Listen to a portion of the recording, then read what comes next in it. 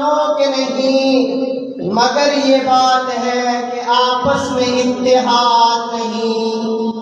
امت کا عظیم سرمایہ معزز اساتذہ اکرام اور گلشن قادریہ کے لہدہات پھولوں،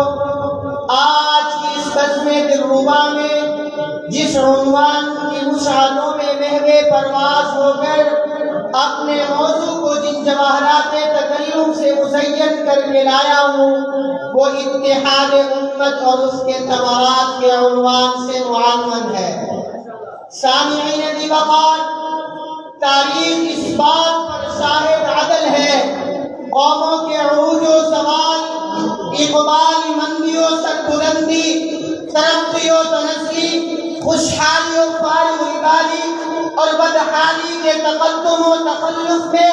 باہمی اتحاد و اتفاق، اخوت و ہمدردی گلی کی رول ادا کرتے ہیں، اور اسلام ہی وہ واحد مذہب ہے جس نے اتحاد و اتفاق اور اجتماعیت کا مثبت تصور امت مسلمہ کے سامنے پیش کیا،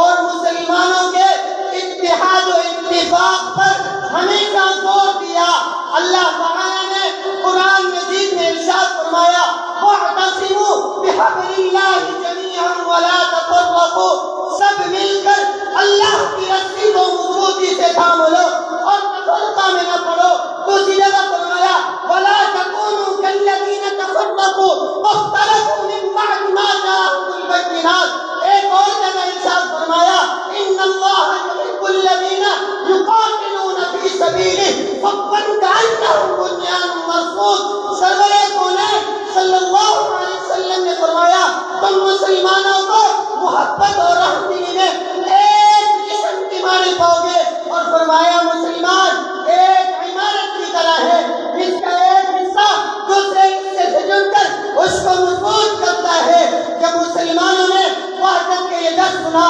پکنک چلا گئے، کامیاب ہوئے، حرم میں گئے کامیاب ہوئے، جرم میں گئے کامیاب ہوئے، عدن میں گئے کامیاب ہوئے۔ چنانچہ مسلمان عہد میں 750 تھے، غلبہ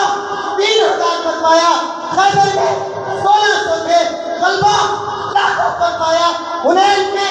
12000 تھے، غلبہ 20000 پر پایا۔ صرف اسی پر بس نہیں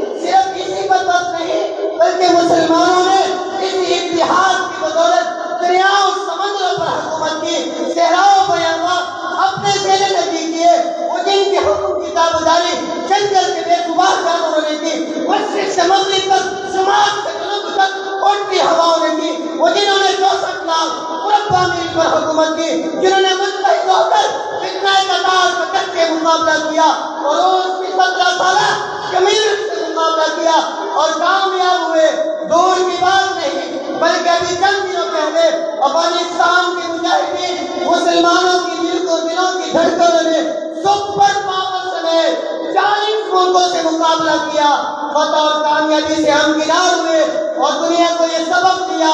اسلام کی فطرت میں قدرت نے نظر دی ہے، اتنا ہی ابھرے گا جتنا کہ دباؤ گے۔ اسلام کے شیروں کو مت چھیڑنا تم، ورنہ تکبیر کے نعروں سے دنیا کو ہلا دیں گے۔ مومن کو حقیقت میں کمزور نہ سمجھو تم، یہ مٹتے مٹاتے بھی دنیا کو مٹا دیں گے۔ سبحان اللہ۔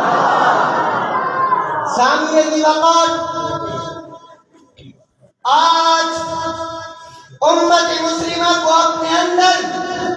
اتحاد و اتفاق پیدا کرنے کی ضرورت ہے، اپنے لسانی، علاقائی،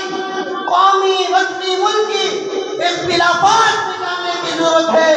گروہی اقلیتوں کو فلاح کرنے کی ضرورت ہے۔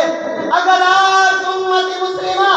متحد ہو جائے تو دنیا کا یہ اقتدار مسلمانوں کی زندگی ہوگا، یہ حکومت حکمرانی، سلطنت سلطانی مسلمانوں کی جگیر ہوگی۔ مسلمانوں کا قافلہ رشد و ہدایت کا کارواں اپنے اسلاف سے تابندہ نثاروں سے رہنمائی حاصل کرتا ہوا منزل بمنزل کامیابی و کامرانی کی طرف بڑھتا جائے گا۔ آخر میں بس اتنا ہی کہوں گا، اور شیر مجاہد ہوش لیا، تعمیر خلافت پیدا کر، جو فرقے ہوتا ہے، اب ایک جماعت کو پیدا کر، قومی ترقی دنیا میں اسباب تجارت پیدا کر، قارون کی دولت میں ٹھکرا دے، عثمان کی دولت پیدا کر، اسلام کا پڑھتا ہے پھر کفار سے کیوں ڈرتا ہے کہ پھر اسلام کا نام لے یہ شوق شہادت پیدا کر دل سے کہہ دیا گھبرائے گا حالات بدلنے والے ہیں جو کانٹے بن کر آئے تھے علماء ڈلنے والے ہیں مظلوموں کی آہوں نے شعلوں کی ڈال پہنی ہے رجال سیادوں کے اکلے سننے والے ہیں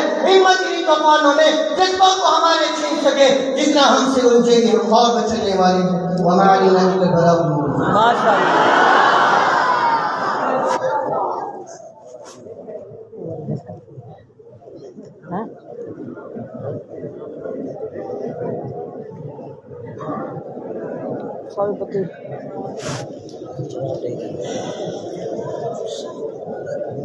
سوی پتی کھانی پڑی نا ہے نا